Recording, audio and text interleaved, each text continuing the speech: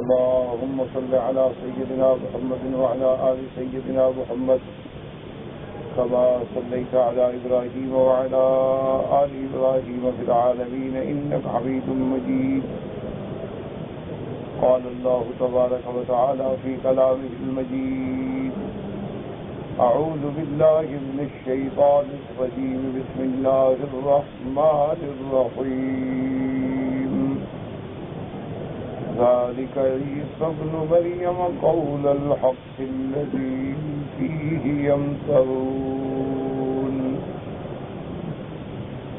ما كان لله أن يتخذ من ولد سبحانه إذا قضى أمرا فإنما يقول له كن فيكون. وإن الله ربي وربكم فاعبدوه هذا صراط مستقيم.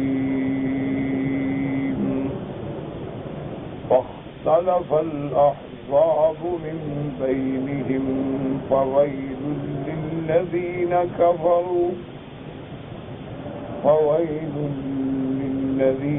كفروا من مشهد يوم عظيم. قال المؤلف والمفسر رحمه الله تعالى: يقول تعالى لرسوله محمد صلوات الله وسلامه عليه: ذلك الذي قصصناه عليك من خبر عيسى عليه السلام قول الحق الذي فيه يمترون. أن يختلف المبتلون والمحقون ممن آمن به وكفر به. ابو فصل رحمۃ اللہ علیہ ان آیات کی تفصیل بیان فرماتے ہیں: ذالک عیسی ابن مریم قول الحق الذی فیہ یمترون. اللہ پاک نے اپنے رسول اپنے پاک پیغمبر سیدنا محمد مصطفیٰ صلوات اللہ وسلامہ علیہ کو فرمایا کہ ذالک الذی قصصناہ علیک، میرے محبوب جو ہم نے آپ کو قصہ بیان کیا حضرت عیسیٰ کے بارے میں، یہی سچی بات ہے، یہی حق ہے جس میں لوگ جھگڑ رہے ہیں اور اختلاف کر رہے ہیں. حق بات وہ ہے جو ہم نے قرآن میں بیان فرما دی ہے. تو آپ نے فرمایا یمترون من یختلف المبتلون والمحقون، کہ جو باطل فرقے ہیں یا حق والے ہیں، جو ایمان لائے آپ پر یا کفر کیا، وہ جھگڑتے ہیں. فلہذا قال الاکثرون قول الحق برفع قول وقراء وعبد اللہ ابن عامر قول الحق، یعنی اس میں دو قراتیں ہیں. بعض قراء نے فرمایا قول الحق الذی فیہ، یعنی وہ سچی بات اس کے اندر، اس قصے میں، اس خبر میں. یا قول الحق، عیسیٰ ابن مریم جو ہے وہ خود قول الحق ہے. ابو فصل رحمۃ اللہ علیہ فرماتے ہیں: انہ عن ابن مسعود انہ قال ذلک عیسی ابن مریم قال الحق والرفع اظہر اعرابا الحق بالربک فلا تکن من الممترین. وہاں جیسے الحق جو ہے وہ رفع کے ساتھ ہے. سے فرماتی ہیں اللہ ذکر تعالی انہ خلقہ عبدا نبیا نزہ نفسہ المقدس وقال، اللہ تبارک و تعالی نے ارشاد فرمایا کہ ہم نے حضرت عیسیٰ علیہ السلام کو اپنا عبد، اپنا نبی بنایا ہے، اور ساتھ اللہ تبارک و تعالی نے اپنی ذات کی پاکی بیان فرمائی کہ ما کان للہ ان یتخذ من ولد سبحانہ، کہ اللہ کو زیبا نہیں کہ اللہ تبارک و تعالی اولاد والے ہوں، جو کہ کافروں کے غلط عقائد تھے. جیسے یہودی کہتے تھے کہ حضرت عزیر اللہ کا بیٹا ہے، اور نصارہ کہتے ہیں حضرت عیسیٰ اللہ کے بیٹے ہیں، اور مشرکین مکہ کہتے ہیں کہ فرشتے اللہ کی بیٹیاں ہیں. جیسے اللہ نے فرمایا قالت الیہود عزیر ابن اللہ وقالت النصارى المسیح ابن اللہ. یہودی حضرت عزیر کو بیٹا کہتے ہیں، نصارہ حضرت عیسیٰ کو بیٹا کہتے ہیں، اور مشرکین مکہ کہتے تھے کہ ملائکہ جو ہیں یہ اللہ کی بیٹیاں ہیں. اللہ پاک نے نفی فرمائی کہ اللہ تو پاک ہے ان چیزوں. سبحانہ مقدس و پاک ہے اس کی ذات ان چیزوں سے. اس لیے فرماتے ہیں اما یقول هؤلاء الجاهلون الظالمون المعتدون علوا کبیرا. اللہ تبارک و تعالیٰ اس چیز سے پاک ہے جو بات یہ جاہل کہہ رہے ہیں، یہ ظالم کہہ رہے ہیں، یہ حد سے گزرنے والے کہہ رہے ہیں. خدا کے بیٹے پر سب، جب ساری مخلوق اللہ کی، اس کو بیٹوں کی کیا ضرورت؟ جب تمام مخلوق اللہ کی ہے، مخلوق بھی ہے، مملوک بھی ہے، عبید بھی ہے، ملکن بھی ہے، خلقن بھی ہے، پھر اللہ کو کیا ضرورت ہے اولاد کی؟ اس لیے اس کی صفت جو ہے اللہ قل هو اللہ احد اللہ الصمد لم یلد ولم یولد ولم یکن له کفوا احد. اور جس کی شان کا تقاضا یہ اذا قضى امرا فإنما يقول له كن فيكون. کیا مانا اذا اراد شيئا، جب اللہ کسی چیز کا ارادہ فرماتے ہیں، فإنما يأمر به، اس کی حکم دیتے ہیں اور جیسا چاہتے ہیں وہ ہو جاتی ہے. تو جب ہر چیز اللہ کے حکم میں ہے، ہر چیز اللہ کے تابع ہے، جو چاہیں جب چاہیں جیسا چاہیں، پھر ان کو کیا ضرورت ہے کسی اولاد کی؟ اس لیے فرماتے ہیں اذا قضى امرا ان مثل عیسیٰ عند اللہ كمثل آدم خلقه من تراب ثم قال له كن فيكون. الحق من ربك فلا تكن من الممترين. اللہ نے فرمایا کہ تم اگر حیران ہوتے ہو کہ عیسیٰ بغیر باپ کے کیسے پیدا ہوا، وہ تو قادر ہے. پھر آدم پہ نظر ڈالو جس کا نہ باپ ہے نہ ماں ہے، وہاں تو کچھ بھی نہیں تھا. اللہ نے آدم کو مٹی سے پیدا کیا، تو جو آدم کو پیدا کرنے پہ قادر ہیں وہ حضرت عیسیٰ کو بھی پیدا کرنے پہ بھی قادر ہے. اس لیے فرمایا کہ یہی حق ہے بس. ان اللہ ربی وربکم فاعبدوہ ھذا صراط مستقیم. اے ومما عیسیٰ قومه فی حدیث ان اخبر من ذاک ان اللہ ربہ وربہم وامرہم بعبادتہ. اور عیسیٰ علیہ السلام نے اپنی قوم کو اس دور میں، اس بچپن میں جب آپ جھولے میں تھے، یہ بھی ارشاد فرمایا تھا کہ تمہارا رب اور ساری مخلوق کا رب اللہ کی ذات ہے، صرف اسی کی عبادت کرو، اس کے علاوہ کوئی عبادت کے لائق نہیں. وَاعْبُدُوا اللَّهَ وَلَا تُشْرِكُوا بِهِ شَيْئًا. اللہ کی عبادت کرو اور اس کی عبادت میں کسی چیز کو شریک نہ کرو. تو جتنی عبادات ہیں، عبادت قولی ہو، عبادت نفلی ہو، عبادت مالی ہو، عبادت جانی ہو، سب عبادتیں اللہ تبارک و تعالیٰ کی ذات کے لیے ہیں. عبادات میں اللہ کے سوا کسی کو شریک کر دو اور مشرک ہو. فَاعْبُدُوهُ هَذَا صِرَاطٌ مُسْتَقِيمٌ.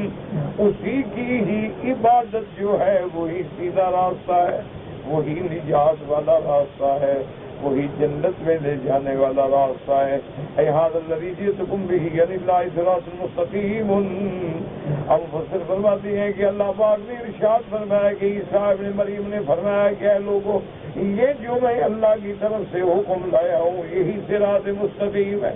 یاد رکھو مستقیم ضد ہوتی ہے کہ وجاج کی، یعنی سیدھا راستہ جس میں کجی نہ ہو، ٹیڑھا پن نہ ہو. صراط مستقیم. اس لیے فرماتے ہیں قویم من اتبعہ رشد وہدا ومن خالفہ ضل وغوا. جو اس راستے پہ آ گیا، جس نے اس راستے کی پیروی کی، اتباع کی، وہ کامیاب ہو گیا، اور جس نے اس راستے کو چھوڑا وہ گمراہ ہو گیا اور ہلاکت میں جا پڑا.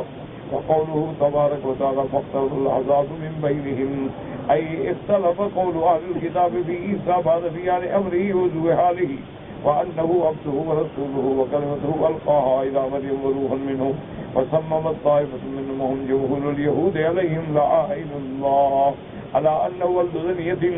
ابو بکر رحمۃ اللہ علیہ فرماتے ہیں کہ اس کے بعد اختلاف ہوا، یعنی جب عیسیٰ علیہ السلام کا مسئلہ واضح ہو گیا، عیسیٰ علیہ السلام کی صداقت ثابت ہو گئی، عیسیٰ علیہ السلام کی عفت و عصمت و نبوت ثابت ہو گئی. اللہ تبارک و تعالیٰ کی طرف سے یہ واضح ہو گیا کہ انہ عبد، کہ وہ اللہ کے بندے ہیں، اللہ کے رسول ہیں، اللہ تبارک و تعالیٰ کے کلمہ ہیں. کلمے کا کیا معنی؟ کہ اللہ نے ان کو کن فیکون سے پیدا فرمایا، کہ اللہ نے حکم دیا اور جبریل علیہ السلام نے پھونک ماری.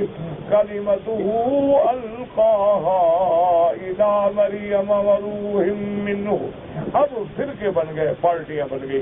وسمت طائفۃ منہم، ایک جماعت جو سب سے بڑی جماعت تھی، یعنی جمہور الیہود لعنہم اللہ، یہ ملعون یہودی جو تھے، انہوں نے تو نعوذ باللہ سب سے بڑا الزام لگایا کہ حضرت یوسف نبی نہیں بلکہ یوسف نجار کی ناجائز اولاد ہے. وقالوا کلام هذا سحر، اور انہوں نے کہا یہ آپ کا جھولے میں بات کرنا جو ہے یہ جادو ہے. بدبخت تو بچے جادو سیکھ کے آتے ہیں، بس جب عقل میں پٹی پڑ جاتی ہے نا تو آدمی کو سمجھ سکتے کہاں جادوگر اور کہاں نبی. جادوگر غلیظ ہوتا ہے، پلید ہوتا ہے، ملعون ہوتا ہے. جادو چلتا ہی تب ہے جب جادو کرنے والا جتنا گندا ہوگا، پلید ہوگا، جادو زیادہ چلے. اور اللہ کے نبی پاک ہوتے ہیں، اللہ کے نبی معصوم ہوتے ہیں، وہ گناہوں سے بھی پاک، وہ عیبوں سے بھی پاک، وہ ہر گندی چیزوں سے بھی پاک، روائے کریہہ سے بھی پاک. لیکن ظالم کہتے ہیں وقالت طائفۃ اخری انما تکلم اللہ، اور ایک جماعت ایسی پیدا ہوئی، انہوں نے کہا نہیں عیسیٰ نہیں بول رہے تھے بلکہ اللہ بول رہا تھا. کہ ظاہر تو عیسیٰ تھا نا، لیکن اصل بولنے والا جو ہے وہ تو خود خدا اندر سے بول رہا ہے. وقال آخرون بل هو ابن اللہ، اور ایک جماعت نے کہا کہ نہیں وہ خدا تو نہیں لیکن اللہ کا بیٹا ہے. وقال آخرون ثالث ثلاثہ، وقال آخرون بل هو عبد اللہ ورسولہ، اور ایک جماعت نے کہا کہ نہیں وہ اللہ کا بندہ ہے، اللہ کا رسول ہے. وہذا هو قول الحق، یہی سیدھی بات ہے. الذی ارشد اللہ الیہ المؤمنین، اللہ پاک نے حضور کی امت کو بھی یہی رستہ دکھلایا کہ حضرت عیسیٰ میرا بندہ ہے، عبد ہے، رسول ہے، اللہ کی شان والا پیغمبر، اولو العزم من الرسل میں ہے. تو لیکن میری مخلوق ہے، میرا بندہ ہے، نہ بیٹا ہے نہ خدا ہے. وقد روانا وهذا عن عمرو بن ميمون وابن جريج وقتادة وغير واحد من السلف والخلف. قال عبد الرزاق اخبرنا معمر قتادة في قوله ذلك عيسى ابن مريم قول الحق الذي فيه يمترون. قال اجتمع بنو اسرائيل وارجو منهم 4 نفر أخذ كل قوم عالم انظروا في عيسى رفيع وقال بعضهم هو الله أبدا إذا دفاع من أحيا وأمات من أمات ثم صعد إلى السماء. اب مفسر رحمت اللہ علیہ فرماتے ہیں کہ بنو اسرائیل نے اکٹھا کیا، ساری جماعت کٹھی ہوئی اور ہر قبیلے میں ایک ایک عالم کو نکالا بھی تم فیصلہ کرو عیسیٰ کے بارے میں. جب اللہ تبارک و تعالیٰ نے عیسیٰ علیہ السلام کو زندہ آسمانوں پہ اٹھا لیا، اور یاد رکھو یہی عقیدہ ہے اہل سنت والجماعت کا کہ حضرت عیسیٰ علیہ السلام آسمانوں پہ زندہ ہے، آسمانوں پہ موجود ہیں، اور قرب قیامت سے قیامت کے قریب عیسیٰ علیہ السلام اتریں گے. اور عیسیٰ علیہ السلام کے آسمانوں پہ جانے اور اترنے میں روایات متواترہ ہیں اور قرآن کی آیات بھی شاہد ہیں کہ حضرت آقا نامدار خاتم الانبیاء حبیب کبریا سیدنا محمد مصطفیٰ صلی اللہ علیہ وسلم نے فرمایا کہ یاد رکھو کہ میرے نبوت کے آنے کے بعد جو ترتیب ہے انا اولہم، اب گویا کہ میں پہلے ہو گیا اور عیسیٰ میرے بعد ہو گئے، وَأَوْسَطُهُمْ مَهْدِی، اور درمیان میں امام مہدی ہو گئے، یعنی پہلے امام مہدی آئیں گے اور پھر حضرت عیسیٰ علیہ السلام اتریں گے. حضرت عیسیٰ علیہ السلام کے بارے میں حضور نے یہ بھی بتلا دیا کہ کہاں اتریں گے. فَمَا يَنزِلُ عِیسَى ابْنُ مَرْیَمَ عَلَىٰ مِنَارَةِ شَرْقِیَّ بَیضَاءَ دَمِشْقَ، کہ دمشق کے اندر وہاں ایک مسجد کے مینار پہ اتریں گے. اور حضور نے وہ کیفیت بھی بیان کی، فرمایا کہ حضرت مہدی امام مہدی جو ہیں وہ مصلی پہ ہوں گے، اقامت ہو چکی ہوگی، تکبیر ہو چکی ہوگی، اور عیسیٰ علیہ السلام دو فرشتوں کے کندھوں پہ ہاتھ رکھ کے ایسے زمین پہ اتریں گے، اور حضور پاک نے فرمایا کہ جب گردن ہلائیں گے تو بالوں سے پانی ٹپک رہا ہوگا، معلوم ہوگا کہ ابھی ابھی جنت سے غسل فرما کے تشریف لا رہے ہیں۔ تو جب حضرت عیسیٰ آئیں گے تو حضرت امام مہدی پیچھے ہٹیں گے کہ بھئی اب تو پیغمبر آ گئے، اللہ کے نبی آ گئے۔ تو حضرت عیسیٰ علیہ السلام فرمائیں گے اللہ رسلک تم نماز پڑھاؤ، میں تمہاری اقتدا میں نماز پڑھوں گا، تاکہ دنیا کو واضح ہو جائے کہ میں کوئی نئی نبوت لے کے نہیں آیا، بلکہ میں تابع ہوں شریعت محمد مصطفیٰ کے صلی اللہ علیہ وآلہ آلہ وصحبہ وسلم تسلیما کثیرا کثیرا۔ تو حضور کے بعد تو کوئی نبی آ ہی نہیں سکتا نا، جو پہلے نبی ہیں وہ بھی حضور کی شریعت کے تابع ہوں گے۔ اس لیے حضور نے فرمایا لو کان موسیٰ حیا، کہ اگر آج موسیٰ بھی زندہ ہوں وہ بھی میری شریعت کی اتباع کریں گے، ان کو بھی حضور صلی اللہ علیہ وسلم کی اتباع کرنی ہوگی، کیونکہ اب اللہ نے فیصلہ کر دیا ہے کہ وَمَن يَبْتَغِ غَيْرَ الْإِسْلَامِ دِينًا، دین اسلام کے بغیر کوئی دوسرا راستہ جو چاہے فَلَن يُقْبَلَ مِنْهُ، وہ ہرگز اللہ کے ہاں قبول نہیں ہوگا، وَهُوَ فِي الْآخِرَةِ مِنَ الْخَاسِرِينَ۔ تو اب جناب حضرت عیسیٰ علیہ السلام کے بارے وہ ساری قومیں کٹھی ہوئی تو عالم ان کے نکلے، اس کے بعد انہوں نے جھگڑا کیا، بعد نے تو یہ کہا، انہوں نے کہا کہ ہو اللہ حبت الی الارض، کہ وہ خود خدا تھا، عیسیٰ کے لباس میں تھا اور زمین پہ اترا، جن کو زندہ کرنا تھا زندہ کیا، جن کو موت دینی تھی موت دی، اس کے بعد پھر خدا خود آسمانوں پہ چلا گیا۔ وہ کہتے ہیں جی خدا تھا، شکل عیسیٰ کی تھی، جیسے ہمارا جاہل بھی آج یہی عقیدہ رکھتا ہے کہ لباس میں تو مصطفیٰ ہے لیکن اندر سے خدا ہے۔ انا للہ و انا الیہ راجعون۔ صدق رسول اللہ، حضور نے سچ فرمایا، حضور نے فرمایا پہلی امتوں نے جو کچھ کیا نا میری امت میں وہی کچھ کیا، جو انہوں نے عقیدے رکھے، جو انہوں نے بد عملیاں کی، میری امت میں بھی ہوا ہے۔ انا للہ و انا الیہ راجعون۔ اب اس کے یہ یعقوبیہ جماعت ہے، وہ کہتی ہے کہ عیسیٰ خدا تھا لیکن انسان کی شکل میں آیا تھا پھر آسمانوں پہ چلا گیا۔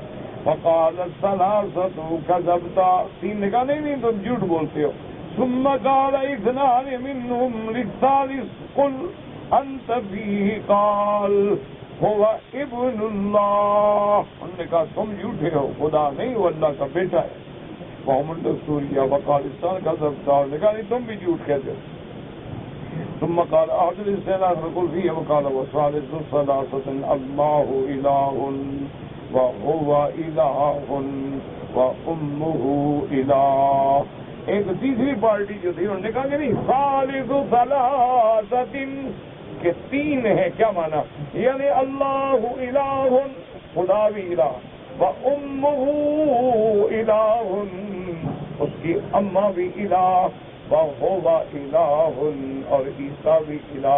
ماشاءاللہ مؤنث بھی خدا لے آئے ہیں، یعنی اللہ نے جو ہے وہ دیکھو سارے جو مذکر ہوں تو کوئی تو مؤنث خدا بنے، نعوذ باللہ ثم نعوذ باللہ۔ اللہ تبارک و تعالیٰ ہدایت عطا، جب آدمی بھٹکتا ہے نا پھر جو مرضی آئے جاتا ہے۔ اچھا ہمارے لوگ جو ہے نا جی وہ تو اور آگے نکل گئے ہیں۔ ہاں انا للہ و انا الیہ راجعون۔ انہوں نے کہا جی اچھا تورات میں بھی ہے، جو محرف تورات ہے نا اس میں بھی ہے کہ حضرت یعقوب علیہ السلام کی اور اللہ کی کشتی ہوئی تھی آسمانوں میں، یہ تورات والوں نے بھی لکھا ہے، کہ ہمارے لوگوں نے بھی لکھا ہے۔ انہوں نے لکھا ہے کہ جی اللہ تبارک و تعالیٰ اور حضرت پیران پیر جو تھے نا سیر کر رہے تھے جنت میں، تو اللہ نے اگر پاؤں نعوذ باللہ پھسل گیا تو پیران پیر نے پکڑ لیا تو کہا دستگیر ہو تم، اس لیے دستگیر نہ، انا للہ ہے، یعنی جو خدا پھسل جائے وہ بھی خدا ہوتا ہے۔ اچھا جس خدا گرتے کو پیران پیر تھام لے تو پھر پیران پیر بڑا ہوا نا، خدا تو کمزور ہوا۔ انا للہ و انا الیہ، یہ نہیں کہ یہ اعتراض ہے کسی پہ، دعا کرو اللہ ان کو بھی ہدایت دے، ہماری وہ دشمن ہے بلا، ہماری کیا ان سے مخالفت۔ یہ انہوں نے کتابوں میں لکھا ہے، ایسی بات نہیں ہے کہ چلو بھی زبانی کلامی کسی مولوی نے تقریر میں جوش میں آگے کو بڑھ مار دی، نہیں، باقاعدہ کتابوں میں لکھا ہے انہوں نے، اور شعراء نے باقاعدہ اس میں نظمیں لکھی ہیں، کسی تصرف بھی ہے، معزون بھی ہے، مختار بھی ہے، عبد القادر بندہ قادر کا بھی ہے، قادر عبد القادر۔ اندازہ کریں، وہ کہتا ہے کہ میرا جو قادر ہے وہ عبد القادر، اللہ تبارک و تعالی رحمت فرمائے۔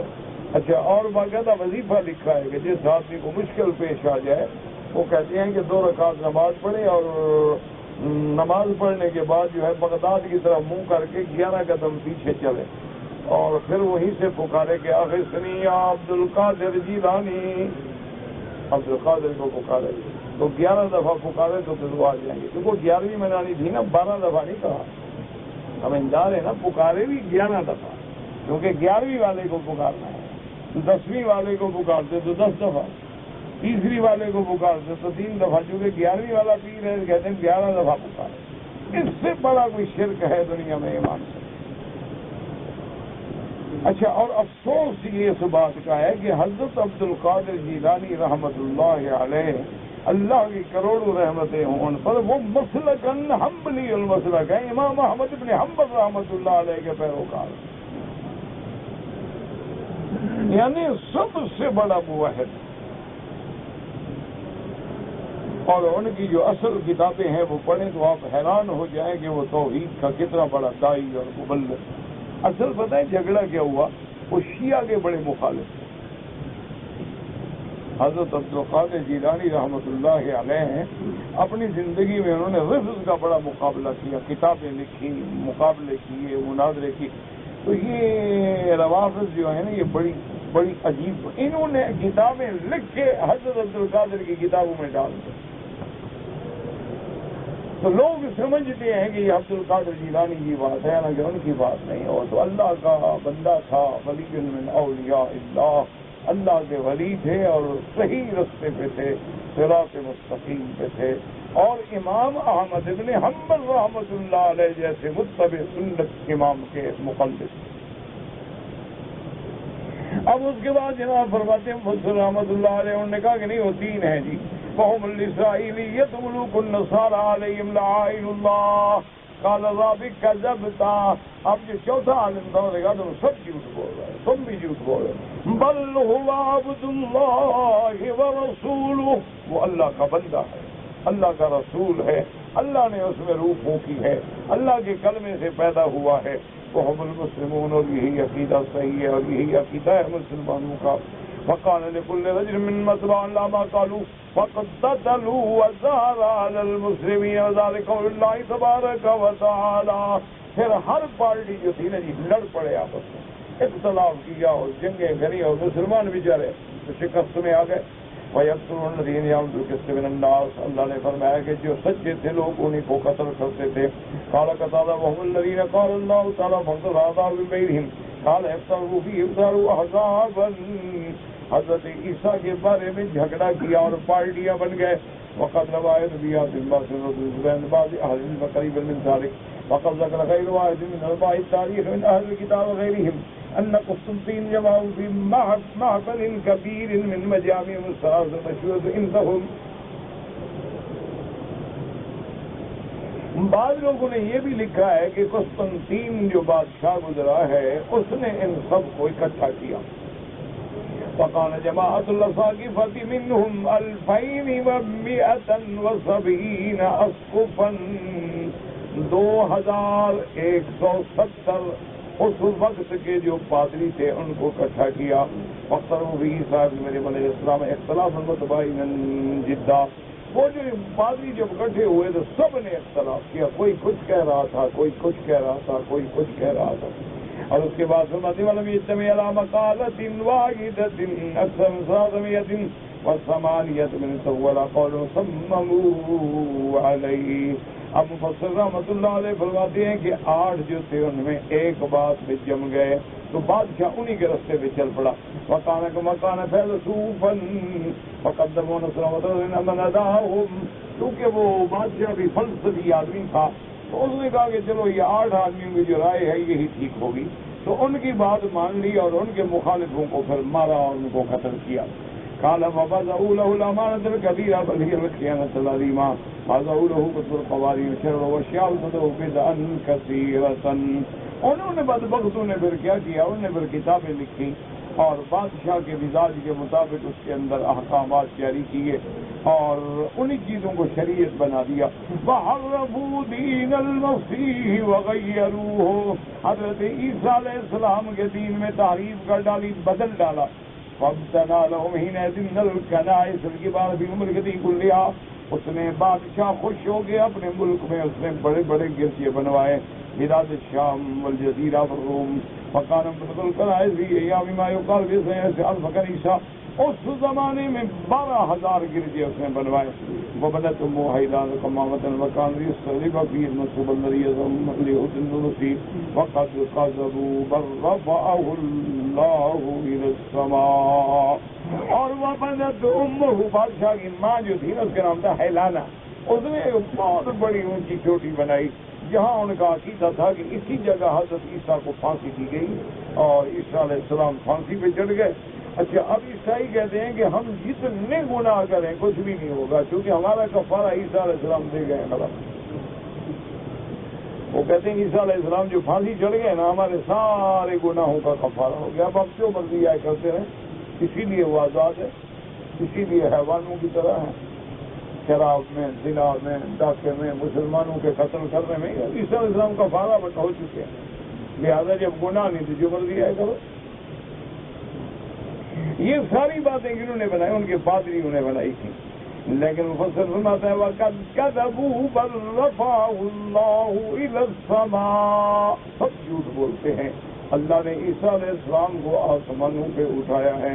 وقوله تعالى فالذين كفروا من يوم عظيم كحديث ووعيد شديد لمن كذب على الله وافترى وزعم أن له ولدا ولكن أنزلهم تعالى يوم القيامة جل لهم حلما وثقة بقدرته عليهم فإنه هو الذي لا يعجز إلا من أصاب۔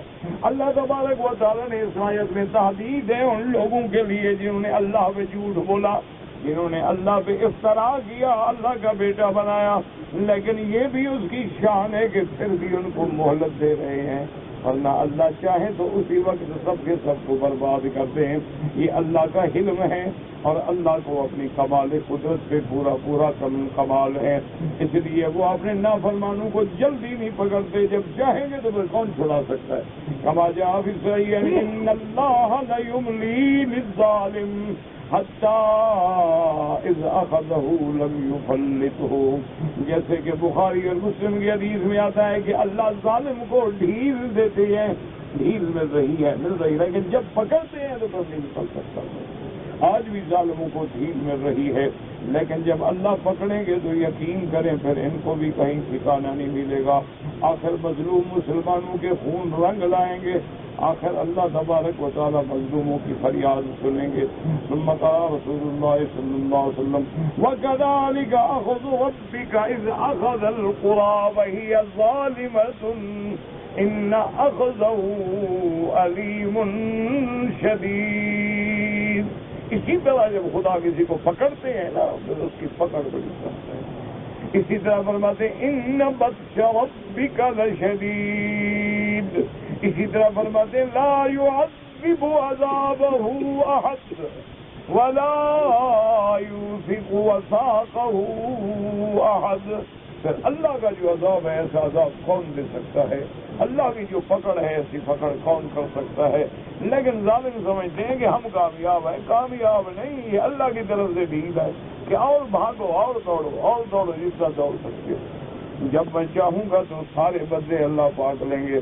کافی صحیح ہے، ایسے صحیح ہے نقلا صراط سمیع من اللہ انہم یجعلون له ولدا وهو یرزقهم ویعافیہم۔ میرے آقا رحمت دو عالم سیدنا محمد صلی اللہ علیہ وسلم نے فرمایا کہ لا احد اصبر، کہ اللہ سے بڑا صبر والا کوئی نہیں۔ کیوں کہ لوگ اللہ کو تہمتیں لگاتے ہیں، افترا کرتے ہیں، بیوی بناتے ہیں، بیٹے بناتے ہیں، بچیاں بناتے ہیں، وہ رزق دیتا ہے، اللہ اکبر. وہ اگر چاہیں تو بس 1 کروڑویں سیکنڈ کے حصے میں سارے کفار کو ختم کر دیں، لیکن یہ اس کا کتنا بڑا علم ہے کہ وہ اللہ کے خلاف افترا کریں، جھوٹ بولیں، جھوٹ باندھیں، لیکن خدا پھر بھی رزق دیتا ہے، صحت دیتا ہے. وہ قبروں میں جا کے جھکتے ہیں لیکن اللہ پھر بھی بیٹے دے دیتا ہے. وہ سمجھتے ہیں قبر والے نے دیا. اللہ اکبر. انا للہ و انا الیہ راجعون. اللہ تبارک و تعالیٰ کی شان رکھے. میرے بھائی یاد رکھو یہ اس کا نظام ہے، وہ بادشاہوں کا بادشاہ ہے.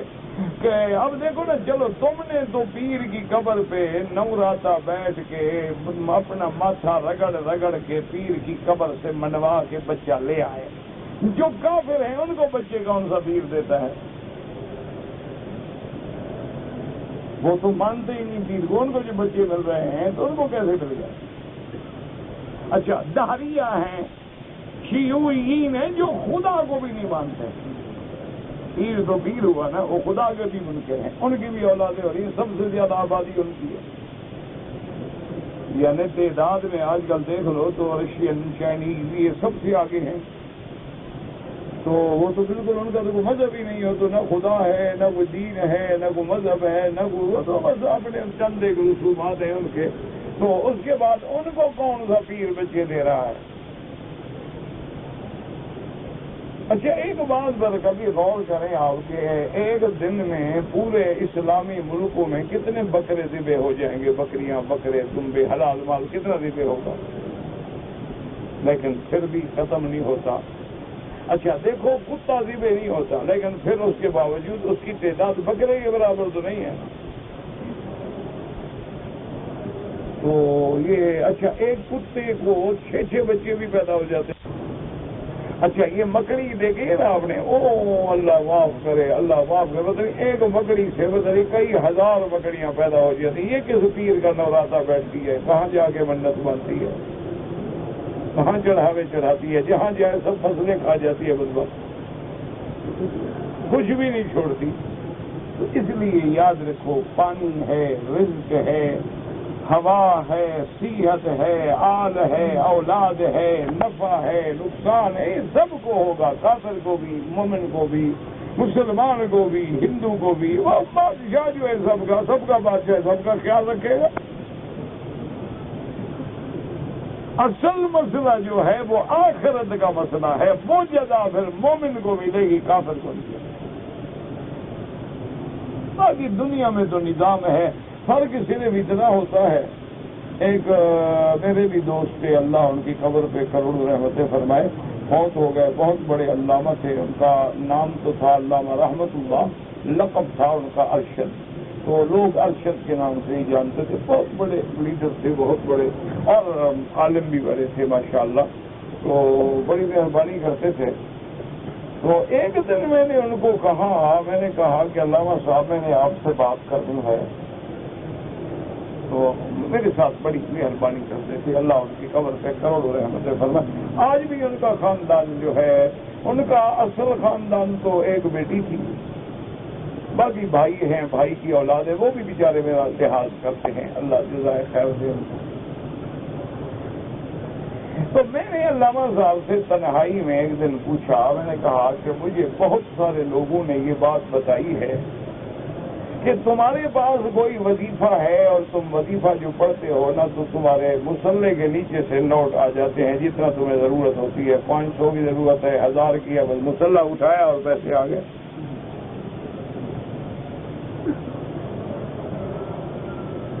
کہ عمل تسخیر ہے تمہارے پاس.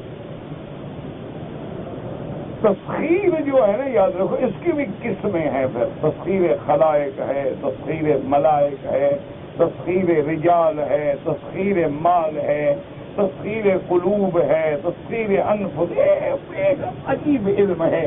بہرحال بچنا اس کے قریب نہ جانا.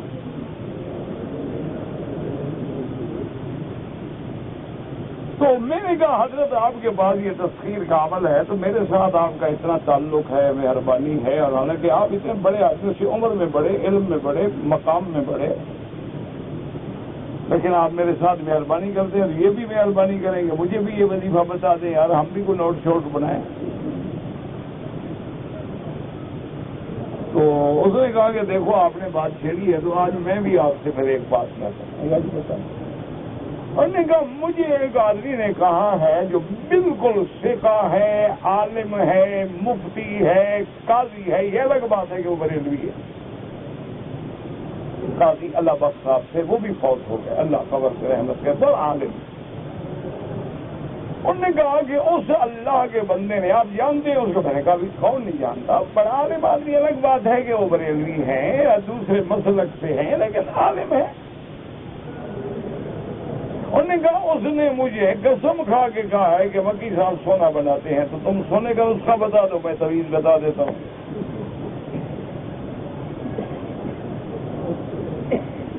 میں نے کہا علامہ صاحب سچی بات ہے، ابھی میں حرم میں بیٹھا ہوں الحمدللہ، سونا تو سونا رہا، میں تو شربت بنانا بھی نہیں جانتا.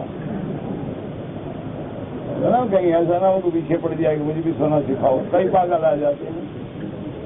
مجھے الحمدللہ شربت بزوری بنانا بھی نہیں آتی، سونا تو بڑی چیز ہے. تو میں نے علامہ صاحب سے کہا، میں نے کہا علامہ صاحب میں آپ سے حلفاً کہتا ہوں کہ میں سونا نہ بناتا ہوں، نہ مجھے سونا بنانا آتا ہے. میرے والد مرحوم کی کتاب میں ایک نسخہ لکھا ہوا ضرور ہے سونے کا، لیکن ہمیں بھی والد مرحوم نے یہی نصیحت فرمائی تھی کہ بیٹا ان چیزوں کے چکر میں کبھی نہ پڑنا. تو ہم نے بھی کبھی کھول کے نہیں دیکھا. آپ چاہتے ہیں تو نسخہ میں آپ کو دے دوں گا، آپ بنا لیں. تو انہوں نے کہا کہ اچھا ٹھیک ہے، وہ دے دینا دے دینا، نہیں دے دینا نہیں دے دینا. میں نے بھی جیسے تم نے بات کی ہے میں نے بھی بات کی. تو انہوں نے کہا کہ مکی صاحب بات یہ نہیں ہے، بات یہ ہے کہ جس طرح ایک بندہ اپنے سٹیٹس کو مینٹین کرتا ہے نا، اللہ اسی طرح اس کو دیتا ہے. اس نے کہا ایک بندہ ہے وہ کہتا ہے جی ٹرین میں 3rd کلاس کا ٹکٹ لوں گا، کراچی تک میں 200 روپے میں پہنچ جاؤں گا. تو مجھے کیا پڑی ہے یار، میں 600 روپے والا ٹکٹ لوں، ٹائم بھی ایک لگے گا، وقت بھی ایک لگے گا، 400 روپے بھی مجھے بچ جائیں گے. تو نے کہا وہ 3rd کلاس میں ہمیشہ ساری زندگی بدبخت دھکے کھاتا رہے گا انشاءاللہ، اسی 400 بچانے کے چکر میں. ایک آدمی کہتا ہے کہ بھی نہیں میں نے تو اے سی میں جانا ہے، سیدھی سی بات ہے، یا ہوائی جہاز میں جاؤں گا یا اے سی میں جاؤں گا، 600 لگے، 1000 لگے، 10,000 لگے، اس کو اللہ وقت ضرورت 200 دے دیں گے، تمہیں اللہ وقت ضرورت 600 دے دیں گے.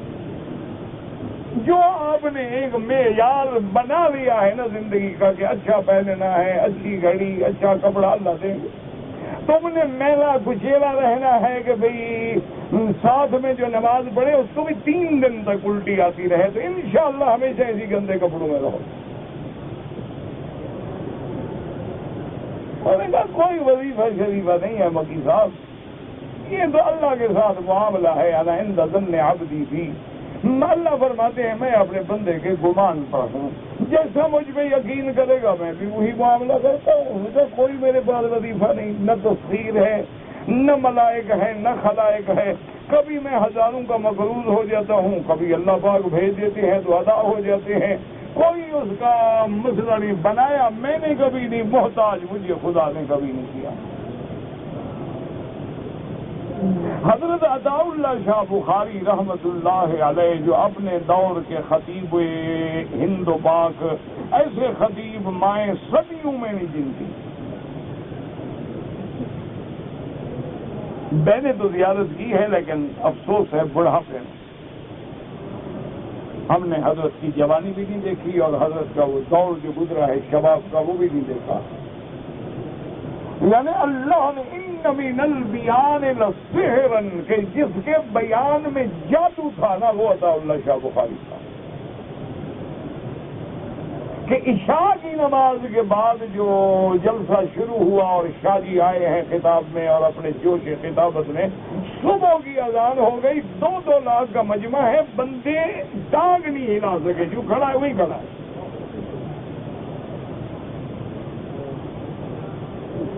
یہ جو جادو دیا تھا نا اللہ نے ان کی زبان میں، اللہ ان پہ کروڑوں رحمتیں فرمائے. ایک دفعہ تو ایسا بھی واقعہ ہوا ہے، لوگ سناتے ہیں کہ شاہ جی رحمت اللہ علیہ نے تقریر شروع کی اور بادل نے برسنا شروع کیا. اب شامیانے لگے ہوئے تھے، بڑے بڑے شامیانے تھے اور ہزاروں کا مجمع تھا۔ اللہ شاہ بخاری کا جب نام ہو تو لوگ ٹوٹ پڑتے تھے۔ تو شاہ جی رحمت اللہ علیہ اپنے جوش میں آئے اور فرمایا کہ لوگوں بات سنو، آج اوپر سے اللہ کی رحمت برس رہی ہے اور نیچے سے بھی رحمت برس رہی ہے۔ آج بادل بھی جوش میں ہے، بخاری بھی جوش میں ہے، دیکھتے ہیں کہ کون ہار مانتا ہے۔ بالکل نہیں ہلنا، 6 گھنٹے تقریر کی، ایک بندہ نہیں ہلا بارش میں، اور یہاں تک لوگ پانی میں ڈوب گئے۔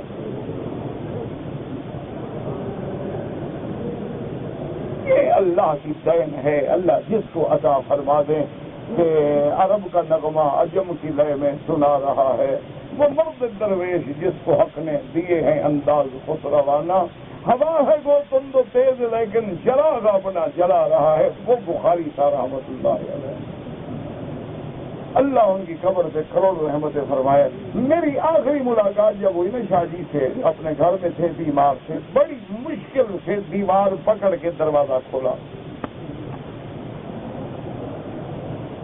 دروازہ کیا تھا، ایک حجرہ تھا چھوٹا سا، کرائے کے مکان میں تو بہت ہو گئے۔ اور اس کے بعد یہ فرمایا کہ مولوی مکی، نمک کی چائے پینی ہو تو چائے پلاؤں آپ کو؟ بھائی فقیر کے گھر میں چینی نہیں ہے، نمک کی چائے چل رہی ہے۔ میں بچہ تھا، میں نے کہا تو میں ابھی جا کے چینی لے آتا ہوں، کہوں کہ اتنا حیا تھا تو آتے ہوئے لے آتے، اب کیا جا رہے ہیں تم؟ بھائی اتنا شرم تھا۔ تو جب آ رہے تھے تو اس وقت میں آپ بات سن کے میں نے بھر جاؤں بس آرام سے، اور پھر مجھے خود سنایا کہ خان گڑھ میں جب میں تھا سیلاب آ گیا، تمام خان گڑھ کا علاقہ سیلاب میں ڈوب گیا، اور یہاں تک لوگ پانی میں بیچارے گزار کے جا رہے تھے۔ تو اس وقت تمہارے والد نے سر پہ اتنی بڑی گٹھڑی اٹھائے ہوئے اور یہاں تک پانی 3 میل کراس کر کے مجھے پہنچایا تھا کہ یہ دالیں ہیں اور یہ ساگ ہے اور یہ جناب روٹی ہے اور یہ چاول ہے اور یہ باجرہ ہے، تاکہ بچوں کو تکلیف نہ ہو۔ تمہارا باپ نے یہ کیا تھا، تم یہاں آ کے کہتے ہو کہ جا کے چینی لے آؤں؟ بس بیٹھ جاؤ آرام سے، بیٹھ گیا۔ تو شاہ جی رحمت اللہ علیہ، اللہ ان کی قبر پہ کروڑوں رحمتیں فرمائے اور ان کی قبر کو اللہ روضۃ من ریاض الجنہ بنائے۔ اللہ ہمارے تمام اکابر علماء جتنے تیرے راستے میں چلے گئے، اللہ ان سب کی قبروں کو باغ جنت بنا۔ تو مجھے آج بھی ان کا آخری شعر یاد ہے۔ حضرت اکیلے بیٹھے تھے نا، ہم تو مجمع گئے، کہنے لگے کہ مگی صاحب تمہیں بھی سنا ہے شوق ہے تقریر کرنے کا؟ چپ ڈر کے مارے کون بولے شاہ جی کے؟ ارے کہا جی وہ سیکھ رہے ہیں، کیا شوق کیا ہے؟ لگا صبر کر کے تقریر کیا کرو، زیادہ جوش ووش میں نہ آیا کرو۔ اس کے بعد مجھے یاد ہے، کہنے لگے کہ جب تک یہ کتیا منہ میں بک بک کرتی تھی، زمانہ بخاری کے پیچھے جاتا تھا، اس نے بھونکنا چھوڑ دیا، لوگوں نے ملنا چھوڑ دیا۔ یہ بے وفا قوم ہے، ان پہ کبھی اعتبار نہ کرنا، اپنی صحت کو بچا کے رکھنا۔ لگا کہ شاہ نے تقریر کی، لوگوں نے کہا واہ شاہ جی، شاہ جیل چلے گئے، لوگوں نے کہا آ شاہ جی، اسی واہ اور آ میں ہم ہو گئے تھے وہاں پر، آدھی ریل میں کٹ گئی، آدھی جیل میں کٹ گئی۔ تو اس لیے مجھے یاد ہے فرمایا تھا، آج بھی اللہ دیکھیں کیسے مقام پہ ان کا ذکر آیا ہے۔ اللہ والوں کا ذکر بھی تو کعبہ سامنے ہو اور ان کے لیے دعائیں ہو رہی ہوں۔ اللہ اکبر۔ مجھے آج بھی ان کا وہ شعر یاد ہے، مجھے سنایا تھا حضرت نے، شاہ جی نے فرمایا کہ ایک شمع تھی سو آخر شب وہ بھی بجھ گئی، ایک شمع تھی سو آخر شب وہ بھی بجھ گئی، اور حیرت کے ساتھ کون گزارے تمام رات۔ اور اس کے بعد فرماتے تھے کہ میرا بھائی، میرا بیٹا مکی صاحب، دو آدمی ہیں آم بیچنے کے لیے نکلتے ہیں، ایک ریڑھی لگا کے سڑک کے کونے پہ کھڑا ہو جاتا ہے اور ایک ٹوکرا سر پہ رکھ کے گلیوں میں پھرتا ہے۔ اس کا عقیدہ ہے میرے آم یہی بکیں گے، اس کے بھی بک جاتے ہیں۔ ٹوکرے والے کا عقیدہ ہے پھروں گے تو بچیں گے، اس کے بھی بک جاتے ہیں۔ باقی مرضی ذلیل ہو کے رزق کما لو یا یقین کر کے رزق کما لو۔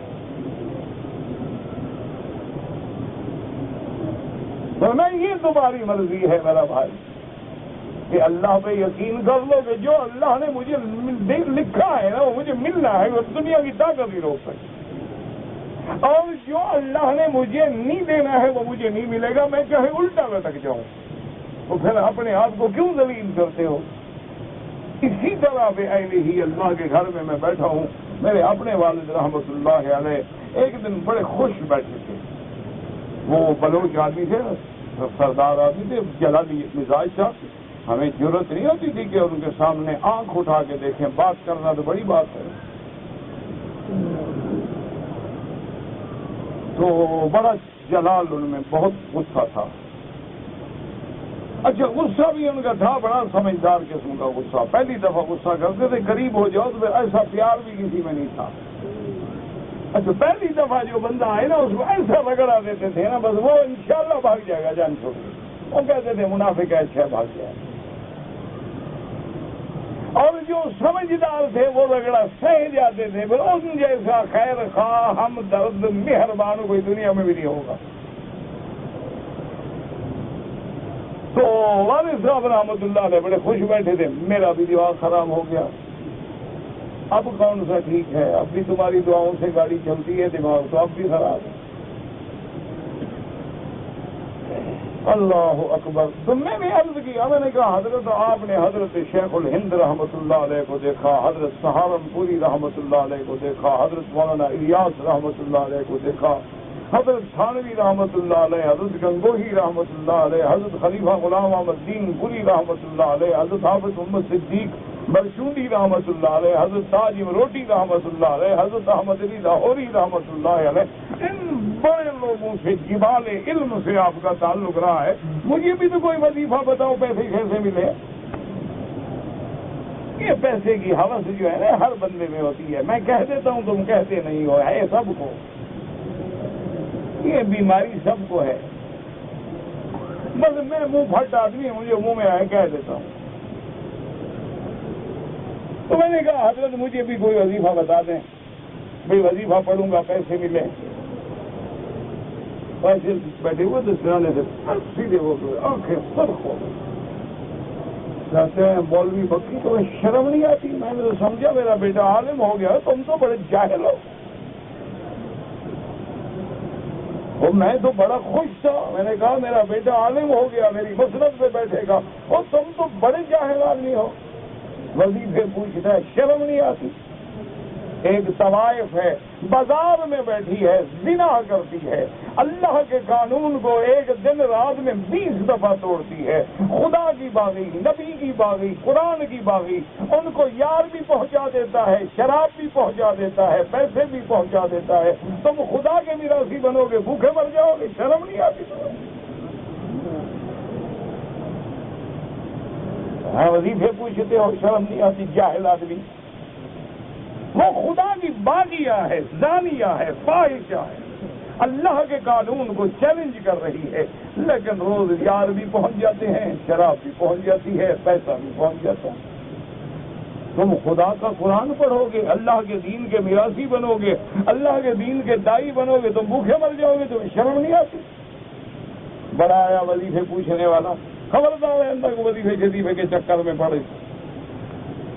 بس وہ دن اور آج دن نے کہا باقی سارے وظیفے اکٹھے ہو گئے، ماشاءاللہ سارے حل ہو گئے۔ پیسے بھی نالائق تھے لیکن سبق بھی یہ مل گیا۔ تو اس لیے ہمیشہ یاد رکھو اصل معاملہ ہے اللہ پہ یقین کا۔ اس لیے ایک سابقہ کتابوں میں ایک حدیث ہے کہ یا ابن آدم خلقتک لعبادتی فلا تلعب وقسمت رزقک فلا تتعب۔ ابن آدم میں نے تجھے اپنی عبادت کے لیے پیدا کیا ہے، کھیل کود میں وقت ضائع نہ کر۔ اور تیرا رزق میں نے تقسیم کر دیا ہے، بلا وجہ اپنے آپ کو عذاب میں نہ ڈال۔ نحن قسمنا بینہم معیشتہم فی الحیاۃ الدنیا ورفعنا بعضهم فوق بعض درجات۔ اللہ نے فرمایا ہم نے تقسیم کر دیا ہے، کسی کو امیر بنا دیا، کسی کو فقیر بنا دیا، کسی کو دینے والا بنا دیا، کسی کو مانگنے والا بنا دیا۔ مانگنے والا نہ ہو تو دینے والا بیکار ہے، دینے والا نہ ہو تو مانگنے والا لاچار ہے۔ یہ میرا نظام ہے، چل رہا ہے اور قیامت تک چلتا رہے گا۔ لیکن یاد رکھو کہ مومن کی نظر جو ہے ہر وقت اللہ کی طرف سے ہوتی ہے، اور کافر کی نظر جو ہے وہ اسباب میں اٹک جاتی ہے، اور مومن کی نظر مسبب الاسباب پہ ہوتی ہے، ورنہ اس دنیا میں روزی تو سب کو ملے گی۔ اللہ سے دعا کریں کہ اللہ ہمیں صحیح دین پہ قائم رکھے اور پریشانیاں داخلی خارجی سب اپنی رحمت سے دور کر دے۔ ہم عاجز ہیں، ہم برداشت کے قابل ہیں، اس لیے حضور نے فرمایا کہ اللہ سے یہ دعا مانگا کرو، اسألک العفو والعافیہ، کہ اللہ معافی دے۔ کہتے ہیں جی کہ زمزم کے پانی میں سالن پکا سکتے ہیں، جی بالکل پکا سکتے ہیں، کیوں نہ پکائیں۔ حضرت اسماعیل علیہ السلام کیا پانی استعمال کرتے ہیں، لیکن علماء نے لکھا ہے کہ ادب کا تقاضا یہ ہوتا ہے کہ جب دوسرا پانی موجود ہے تو ہم کیوں ضائع کریں، ورنہ تو پانی ہے، جائز ہے۔ کہتے ہیں جی کہ ایک دن میں نے دیکھا کہ ایک مولوی صاحب نے اپنے مرشد کے قدم جو ہیں وہ چومے۔ بعض روایات میں آتا ہے کہ حضور کے قدم بھی چومے ہیں کسی نے۔ بہرحال یہ جھک کے چومنا تو ناجائز ہے، جھکنا رکوع کی شکل میں بالکل ناجائز۔ اگر بیٹھے بیٹھے کسی نے چوم لیا تو بعض فقہا اس کی اجازت دیتے ہیں کہ ہاتھ چوم لیے، پیشانی چوم لی۔ ایک روایت میں فقبل رجلہ کہ حضور کے پاؤں پہ بوسہ دیا۔ اگر وہ روایت درست ہے تو پھر اس مولوی صاحب کا عمل بھی درست ہے۔ کہتے ہیں جی کہ جب آدمی بالوں کی صفائی کرتا ہے تو اپنے مخرج یعنی دوبر کے بھی بال جو ہوتے ہیں وہ سارے بالوں کی زیر ناف جتنے بال ہیں وہ صفا کر سکتے ہیں، اور اوپر ہیں نیچے ہیں جہاں۔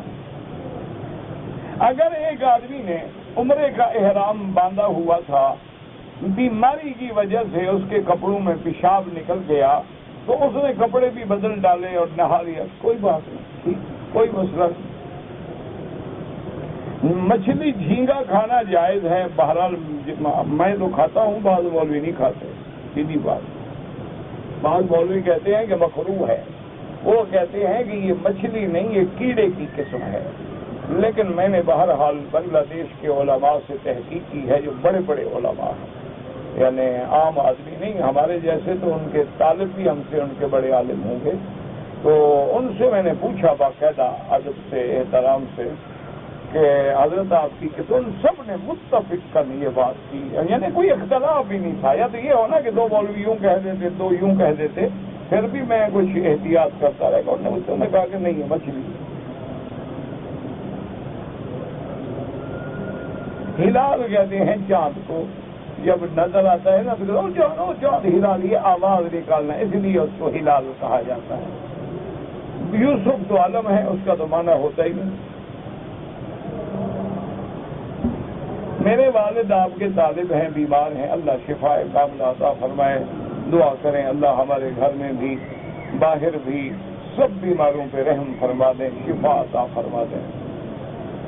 اگر ایک آدمی نے عمرے کا طواف بغیر وضو کے کر لیا بھول کے، بعد میں یاد آیا، اگر طواف دوہرا دے تو پھر کوئی دم نہیں پڑے گی۔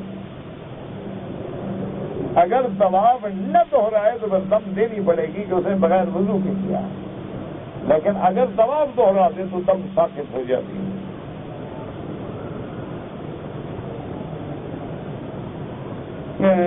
جو بھی حضرت دین پور سے تشریف لائے ہیں، بالکل میں یہاں عشاء کے بعد ہوں گا، تو انشاءاللہ آپ کو کہنے کی کیا ضرورت ہے، ہم تو وہاں کے ادنا خادم ہیں۔ بالکل آپ جب چاہیں، جس وقت چاہیں، اسی وقت ملاقات ہو سکتی ہے۔ کہتے ہیں کہ بعض لوگ جو ہیں بینکوں سے قرضہ لیتے ہیں مکان کے لیے، اگر اس قرضے پہ سود لیا جاتا ہے تو پھر تو لینا حرام۔ مثلاً آپ نے 1 لاکھ لیا، وہ آپ سے 1,07,000 یا 1,10,000 لیں گے تو حرام۔ ہاں اگر بینک والے سخی ہو گئے ہیں، تمہیں ویسے قرضہ دے رہے ہیں کہ مکان بنا لو بعد میں دے دینا، پھر تو جائز ہے، لیکن ایسا بینک والا پاگل میں نے دیکھا نہیں آج تک۔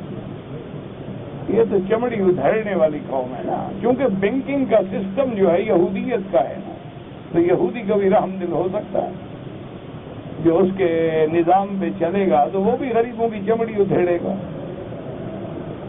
وہ ایک میرے دوست ہے سائیکل فیملی میں، بہت بڑے لوگ ہیں، تو ایک دفعہ بات ہوئی، میں نے کہا یار یہ بینک کا چکر کیا ہے؟ اس نے کہا باقی صاحب بڑے آدمی بینک کو کھاتے ہیں اور غریبوں کو بینک کھاتا ہے۔ انہوں نے کہا بس یہ سوچ رہے ہیں کہ جتنی بڑی پارٹی ہیں وہ بینکوں کو کھاتی ہیں، کروڑوں کا قرضہ لے لیں گے، پھر بالکل کنگال ہو جائیں گے، نادہند ہو جائیں گے، معاف کرا لیں گے، اور غریبوں کا ایک خون چوس لیتے ہیں۔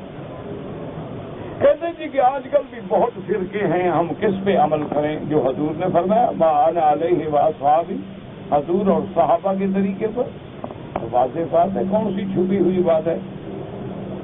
نکاح کے لیے کون سا دن ہونا چاہیے؟ کوئی پابندی نہیں، لیکن اگر جمعرات ہو تو افضل ہے، اور مسجد میں نکاح ہو تو افضل ہے، ورنہ جس دن انتظام ہو جائے وہی افضل ہے۔ کہتے جی کہ حضرت اجمیری نے فرمایا ہے کہ انسان کا بڑا بوجھ جو ہے غصہ ہے، سیکھا ہے نا، غصے میں آدمی پاگل ہوگا، ناجائز منہ سے نکلے گا تو سارے گناہوں کا بوجھ بڑھتا جائے گا۔ ٹھیک فرمایا انہوں نے۔ بہت بڑا قرضہ ہے، پہلے نیت کرو سچی کہ میں قرضہ ادا کروں گا، اس کے بعد جتنا ہو سکے استغفر اللہ استغفر اللہ استغفر اللہ کم از کم 2-4 ہزار دفعہ روز کا پڑھو، اور رات کو سورت واقعہ، انشاءاللہ دیکھو ایسے چند مہینوں میں قرضہ اتر جائے گا، اللہ ایسا سبب بنائے گا تمہیں سمجھ بھی نہیں آئے گا۔ وَيَرْزُقْهُ مِنْ حَيْثُ لَا يَحْتَسِبُ وَمَنْ يَتَوَكَّلْ عَلَى اللَّهِ فَهُوَ حَسْبُهُ۔ بھئی اللہ کے قرآن کے اور حضور کے فرمان میں جو اثر ہے نا، ایسے ہے جو ہتھیلیوں پہ سرسوں جم جائے۔ شرط یہ ہے کہ تم یقین ہی تو کرو نا، تم تو مارے ہوئے ہو نا پیروں کے، تمہارا کیا قصور؟ وہ وظیفہ بتائے نا جی پہلے کہ بھئی ایک ٹانگ پہ کھڑا ہونا ہے، قبرستان ہو پرانا، اور تمہیں بلائیں نظر آئیں گی، ڈرنا شرنا نہیں، بس پیر کا تصور مضبوط رکھنا، بلائیں سب کو نہ کسی کو بھیجو رات کو قبرستان میں، سب کو بلائیں نظر آئیں گی، ایسے چکر ہوتے ہیں۔ بس قرآن حدیث کے وظیفے سب سے اعلیٰ ہیں۔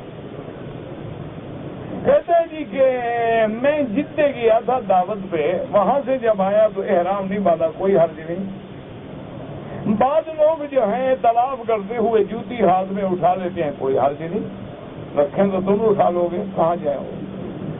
بہرحال جوتا ہاتھ میں ہو تو طواف کا کچھ نہیں ہوتا، ٹھیک ہے طواف۔ میں آنکھوں اور کانوں کے لا علاج مرض میں مبتلا ہوں، اللہ شفا عطا فرمائے۔ میرا بھائی دنیا میں کوئی بیماری نہیں جو لا علاج ہو، اللہ نے کوئی بیماری دنیا میں بھیجی نہیں مگر اس کا دوا بھی بھیجا۔ یہ الگ بات ہے کہ اس دوا تک ہم پہنچے نہیں، ہمارا علم نہیں پہنچا، تو بہرحال اب تو تم مکے میں ہو تو زمزم سے بڑا کیا علاج ہوگا۔ کہتے ہیں جی کہ ہم 2 بھائی ہیں، تو بھائی نے مجھے کہا کہ میرے پیسے جو ہیں بینک میں جمع کر دو، میں نے اپنے نام پہ جمع کر دیے فکسڈ ڈپازٹ میں، وہ جو سود ملے گا بالکل حرام ہے، تمہارے بھائی کے لیے تمہارے لیے بھی، گناہ میں بھی تم دونوں شریک۔ کرنٹ اکاؤنٹ میں رکھا کرو، فکس یہ سیونگ وغیرہ میں نہ رکھا کرو جس میں سود بنے۔ اگر ایک عورت بغیر احرام کے آ گئی چونکہ حیض میں تھی، تو جب پاک ہو جائے مسجد عائشہ سے عمرہ بھی کرے اور ایک بکری دم بھی ادا کرے، کیونکہ اس کو حیض کی حالت میں نیت کرنے کی اجازت تھی۔ 11ویں کا جو ختم دلواتے ہیں بالکل بدعت ہے، کھانا بھی ناجائز، کھلانا بھی ناجائز۔ نہیں، یہ آخر 11ویں کو کیوں 12ویں کو کیوں نہیں کرتے؟ 11ویں کو پیر صاحب خود آتے ہیں دودھ لینے، 10ویں کو بھی نہیں کرتے، 13ویں کو بھی نہیں کرتے، یہ 11ویں میں کیا اٹک گیا ہے آپ؟ یہ دن مقرر کرنا جو ہے صرف اللہ کو حق ہے کہ یہ جمعہ ہے، یہ عشرہ ذی الحجہ ہے، یہ 9 عرفات ہے، یہ اور اگر تم دن مقرر کرو گے اللہ کا مقابلہ کر رہے ہو اور شرک میں مبتلا ہو۔ پہلی تکبیر میں جو ہم ہاتھ اٹھاتے ہیں وہی تو حدیث میں ہے نا کہ ابن مسعود رضی اللہ تعالی عنہ صلی بکم صلاۃ رسول اللہ صلی اللہ علیہ وسلم فرفع یدہ فی اول مرۃ ثم لا یعود، یہ تو حدیث ہے خدا کے بندے، تو پہلی دفعہ اٹھایا پھر نہیں اٹھایا۔ اور مسلم میں حدیث ہے میں یہ کیا ہے میں دیکھ رہا ہوں کہ تم ہاتھ جھٹک رہے ہو، کیوں ہاتھ جھٹک رہے، کیا وجہ ہے؟ اسکنوا فی الصلاۃ، نماز میں سکون اختیار کرو۔ کہتے ہیں جی کہ یہ میرا عزیز صرف ایک روایت میں نہیں ہے، اب دیکھیں نا سب سے بڑی دلیل جو ہے وہ عبداللہ ابن عمر کی روایت ہے۔ عبداللہ ابن عمر خود نہیں کرتے تھے فائدہ، پھر اس حدیث کا کیا جواب دو گے؟ اور جو روایت تم پیش کرتے ہو اس میں عبید اللہ راوی ہے جو شیعہ ہے۔ ان بحثوں میں نہ پڑھو، ہم تو کبھی اعتراض نہیں کرتے، جو کرتے ہیں اللہ قبول فرمائے، جو نہیں کرتے ہیں تو مستحب کا جھگڑا ہے، کوئی فرض واجب کا تو جھگڑا ہی نہیں۔ طواف کے 2 رکعات جو ہیں وہ واجب ہیں، لیکن افضل یہ ہے کہ اوقات مکروہہ میں نہ پڑھو، بعد میں پڑھ لو۔ بعض ائمہ حرم میں ہر وقت اجازت دیتے ہیں۔